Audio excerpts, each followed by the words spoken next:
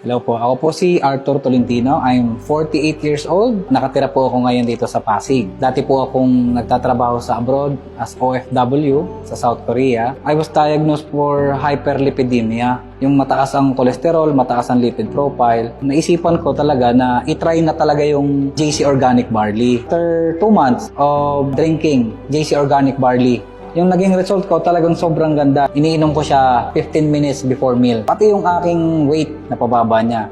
From 76 kilos, naging 72 na lang. Sobrang saya ko nung nakita ko yung result ko dito. Inire-recommend ko talaga to kasi unang-una sa lahat, natural siya, organic. Hindi siya nakaka-damage ng ating internal organs. Nakakatulong pa talaga. Masarap pa siya inumin.